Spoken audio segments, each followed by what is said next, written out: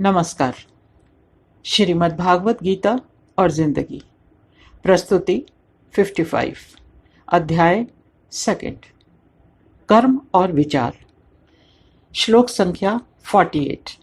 भावार्थ: हे धनंजय, तू योग में रहते हुए आसक्ति का त्याग करके तथा सिद्धि और असिद्धि में सम होकर कर्मों को कर। यह समत्व भाव ही योग कहलाता है। प्रस्तुत श्लोक में श्री कृष्ण ने कर्म और विचारों को एक साथ रखकर अर्जुन को समझाने का प्रयास किया है। कर्म और विचारों का समन्वय योग कहलाता है। अभी तक श्री कृष्ण कर्म के महत्व और उसके आधार के बारे में अर्जुन को बता रहे थे, पर अब अर्जुन का प्रश्न था कि बिना फल की इच्छा के कर्म करने का क्या लाभ। लेकिन यदि हम श्री कृष्ण की बात को गहराई से समझने का प्रयास करें तो समझ में आएगा कि हमारे पास जो ज्ञान है या जो शक्ति है उसकी एक सीमा है। कभी कभी हम अपने किए जाने वाले कार्यों का या कर्मों के फल का हिसाब पहले से ही लगा लेते हैं, जो सही भी हो सकता है और हमारे अनुमान के विपरीत भी हो सकता है। विचारों में या कर्मों में जब समत्व नहीं होता या कहें कि तालमेल नहीं बैठ पाता, तब दुविधा में किए गए कार्यों का फल संतुष्टि नहीं देता। मनुष्य अपने किए गए कार्यों का फल भोगता है, यह कहना सही है।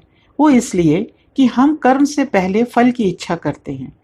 हमारे कर्मों की रूपरेखा परिणाम के आधार पर होती है, अर्थात मान लेते हैं कि विफलता की तो कोई गुंजाइश ही नहीं, पर होती है।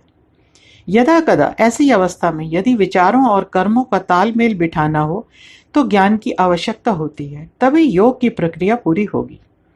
हिंदी के प्रसिद्ध कवि गिरधर कविराय जी ने यह भी लिखा है, बिना विचारे जो करे सो पाछे पछताए।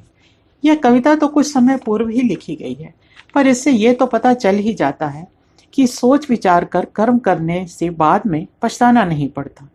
लोभ, मोह, अहंकार वश किया गया काम यदि इच्छानुसार फल नहीं देता तो मनुष्य में क्रोध, घृणा, वैर और लोभ आदि भावनाएं घर कर जाती हैं, जिसका परिणाम किसी के लिए भी सुखकारी नहीं हो सकता।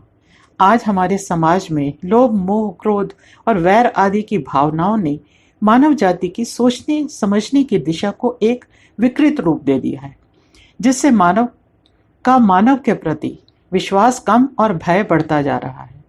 भौतिकता के अधिकाधिक संचय के कारण परिवार बिखरते जा रहे हैं, टूटते जा रहे हैं। मानव की एक दूसरे के प्रति संवेदनाएं मानो समाप्त हो गई हैं। हर घर में, हर नुक्कड़ पर, हर गली मोहल्ले में, हर गांव में, नगर में लगता है मानो फिर से महाभारत युद्ध जैसे हालात पैदा हो गए हैं। ज्ञान के द्वार बंद हैं, धर्म के नाम पर दिखावा है, सहिष्णुता के द्वार बंद हैं, न्याय की आस टूटती जा रही है। अनगिनत बातें हैं, परिस्थितियां हैं जो भयंकर काल के समान मुंह खोलकर खड़ी हैं। पर विडंबना तो देखिए, कहीं कोई कृष्ण नहीं है और हर आदमी अपने को कृष्ण समझ रहा है। हर आदमी के हाथ में सुदर्शन चक्र है, पर बांसुरी कहीं ढूंढने से भी नहीं मिल रही। आज देश का कण कण कुरुक्षेत्र बना है। कहीं कोई अर्जुन नहीं दिखाई देता जो विपक्ष की सेना को भी अपना जानकर हथियार डाल दे और कहे कि ये मेरे स्वजन है। मन पुकारता है, कहाँ हो तुम कान्हा। श्री कृष्ण ने अर्जुन को समझाने का प्रयत्न किया कि कर्म का जीवन में क्या महत्व है। कुछ कर्म ऐसे होते हैं जिन्हें मनुष्य जीवन भर करते रहते हैं और निभाते भी हैं। ये कर्म दिन प्रतिदिन की किए जाने वाली कार्यकलापों का नियमबद्ध क्रम है।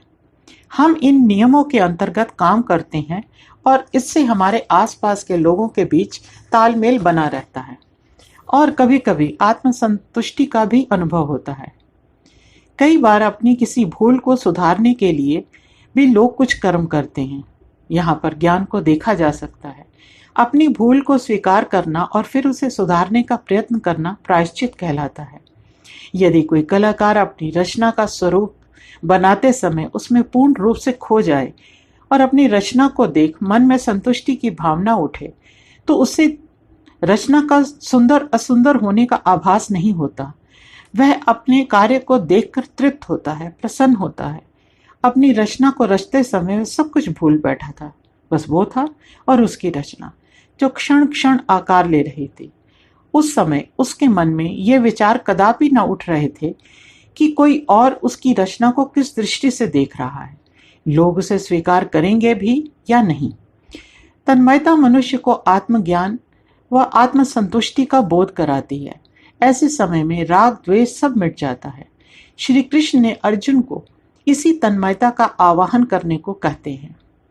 किसी भी परिस्थिति में समभाव से किया गया कार्य योग माना जाता है, अर्थात स्वयं का कर्तव्य के साथ एक हो जाना योग कहलाता है। श्लोक संख्या 49। भावार्थ। चूंकि बुद्धि योग की अपेक्षा अर्थात समत्व बुद्धि से युक्त होकर किए जाने वाले कर्म की अपेक्षा अत्यंत निकृष्ट है, इसलिए हे धनंजय, तू बुद्धि का आश्रय ग्रहण कर। फल के हेतु बनने वाले अर्थात फल के उद्देश्य से कर्म करने वाले अत्यंत दयनीय होते हैं। जब हम कोई काम करते हैं तो उसकी सफलता इस बात पर निर्भर करती है कि हमने उस कार्य को कितनी तन्मयता से किया। दूसरी बात कि क्या हमने उस काम को समत्व भाव से किया है या मन में राग द्वेष की भावना से प्रेरित होकर किया है, क्योंकि ऐसे कार्य कर्म योग के अंतर्गत नहीं आते। विचारों का आधार बुद्धि है। किसी भी कार्य को करने से पहले हम उसे बुद्धि के हवाले कर देते हैं, अर्थात उसके लाभ हानि पर विचार करते हैं। तरह तरह की संभावनाओं पर सफलता असफलता हेतु बुद्धि द्वारा ही मापदंड निर्धारित करते हैं। विचारों से उत्पन्न तर्क, इनका समाधान बुद्धि ही करती है। स्वामी शंकराचार्य ने ऐसे लोगों को जो कार्य करते समय अपनी बुद्धि का प्रयोग नहीं करते, उन्हें कृपण कहा है। ये लोग ऐसे धनवान होते हैं जिनके पास संपत्ति तो है, पर समय पर वे उसका सदुपयोग करना नहीं जानते या करना नहीं चाहते। धर्म का पालन करना ही कानून का पालन करना है, क्योंकि धर्म क्या है, कर्तव्य क्या है, यह समझ लेने पर ही कर्म और कर्म फल का उचित रीति से निर्वाह किया जा सकता है। इसलिए बुद्धि का प्रयोग करना आवश्यक है। उत्तेजना में किए गए कार्य अधिकतर असफलता की ओर ले जाते हैं, और इस श्लोक में श्री कृष्ण अर्जुन को यही ज्ञान दे रहे हैं। इसलिए यहाँ पर बुद्धि योग का वर्णन किया गया है। विवेकहीन का उत्तेजित होकर कुछ कर बैठना अधिकतर हानिकारक ही होता है। आज भी हम अस्थिर विवेक के कारण अपने दिन प्रतिदिन के व्यवहार में कुछ न कुछ हानि उठाते रहते हैं और फिर पछताने लगते हैं। कुरुक्षेत्र में इस समय यदि परिस्थिति को बुद्धि बल से संभाला ना गया तो पांडवों की हार निश्चित थी। जिसके मस्तिष्क में हार जीत का द्वंद्व चलता रहता है, उसकी बुद्धि कभी स्थिर नहीं हो सकती। इसलिए श्री कृष्ण ने कहा था, कर्म कर, फल की चिंता ना कर। यदि अर्जुन के हृदय में मोह और धर्म का द्वंद्व चलता रहा तो संभव था कि मोह विचारों पर हावी हो जाता, क्योंकि कर्तव्य और धर्म से मोह कहीं अधिक सक्षम है। यह मानव स्वभाव को अपना दास बना लेता है और कोई भी इसके आगे अपनी सोचने की शक्ति खो बैठता है। अर्जुन भी यही सोचकर शस्त्र त्याग कर बैठा था।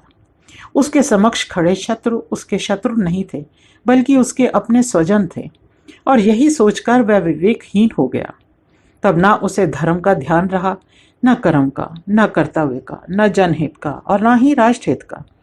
समाज में रहने वाले मनुष्य को जनहित में अपने कार्यों का निर्वाह करना अनिवार्य है। हाँ, एक सन्यासी के लिए ऐसे कोई बंधन नहीं है। धन्यवाद। नीरा भसीन।